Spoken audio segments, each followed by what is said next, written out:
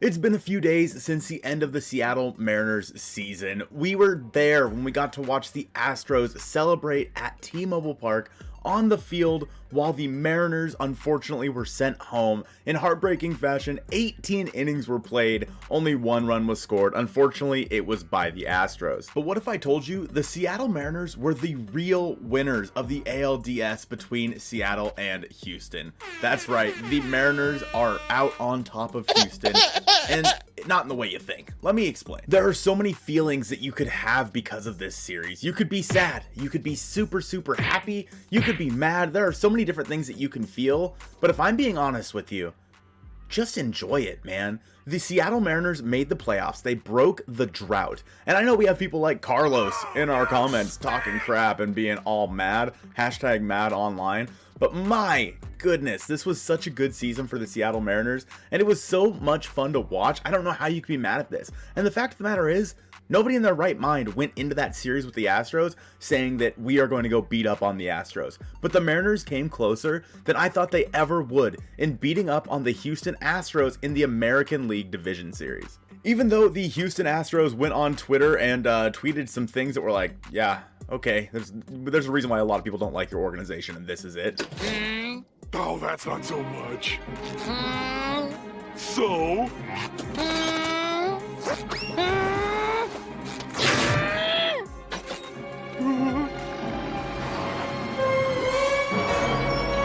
It's the fact of the matter is, the Mariners played really well against them, and absolutely nobody in the world can dispute that. This could have easily been a sweep by the Mariners if just a few things went differently. If the pitch to Yordan Alvarez from Robbie Ray would have just been a little bit further outside, maybe he doesn't hit that home run and the Mariners win that game. If Luis Castillo just would have thrown that pitch a few more inches outside, maybe Robbie Ray's monstrously long arms wouldn't reach out and hit that ball over the fence. There were 36 innings played in this series, and the Mariners were either tied or leading the Houston Astros for 30 of them. There is no way that you can argue that the Mariners did not put up competitive at-bats and play just as good of a game as the Houston Astros did. The fact of the matter is, you need to give the Astros some credit. They are one of the best teams in baseball, and they win these. They are here every year for this very reason, and the fact of the matter is, they put up a really good fight as well. They're a baseball team, they're a good baseball team, just like the Seattle Mariners. We finally got to have playoff baseball back in Seattle, and boy, what a game it was, going 18 innings, the longest scoreless baseball game in playoff history. A 6.5 hour game. There are so many fun stats that you can pick out of this game,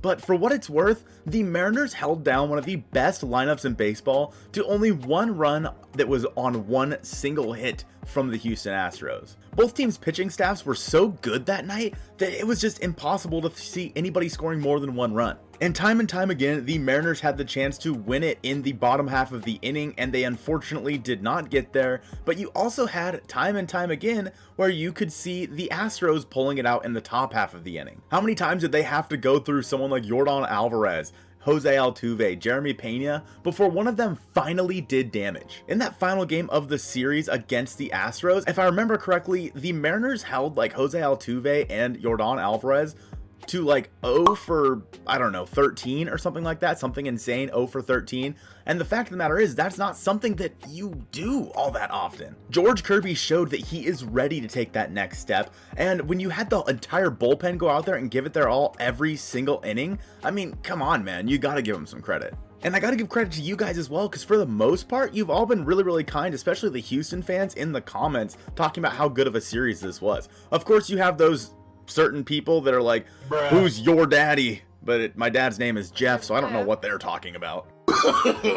No. But this is exactly what we waited 20 years for. A playoff series that goes down to the wire every single game and gets the hearts pounding throughout the entirety of the game. Yes, those first two losses hurt, but I came into game 3 and I didn't have a care in the world.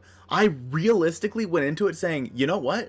The Mariners put up a hell of a fight against the best team in the American League and possibly baseball. I went into game 3 of that series just vibing, man. I went to the game. I wasn't nervous. I wasn't sad. I was like, I'm going to try to take in every ounce of playoff baseball that I can get. And you know what? Even when the Houston Astros were celebrating on the field, you could hear the entire stadium. All 47,690 fans that were there that stayed for pretty much the entirety of an 18-inning, 6.5-hour baseball game. They were chanting, "Let's go Mariners," as the Houston Astros clinched the ALCS on their home field.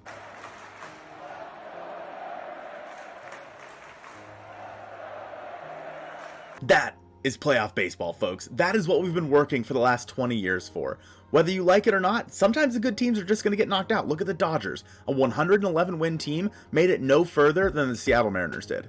That is baseball. This was playoff baseball, and this is exactly what we've been working towards. And I can't wait for next year to be right back in that same position, because guess what? Most of the teams coming back next year. I can't tell you guys, I cannot stress enough that some of these young guys are only gonna get better, and there's more coming, like Emerson Hancock. You have guys like Jared Kelenic, who hopefully can turn the page. Maybe Winker can come back next year and actually be somewhat productive. Hopefully they go out and make some big bat acquisitions that we'll talk about later in this offseason. And I think that you guys just need to be really happy with what you saw from the Seattle Mariners this year. Take it all in and appreciate it for what you got to see, because my goodness, this was the best team I think I've ever seen from the Mariners. In my lifetime, I don't really remember anything before like 2003 as a Mariners fan, because I was too young. So with my own two eyes, I think this is the best team I've ever seen. Now you may say, okay Colton, but what about the 95 team? And I actually made a video right here talking about the 95 team compared to the 2022 team. Be sure to check that out. I appreciate you guys checking out this one, and go Mariners.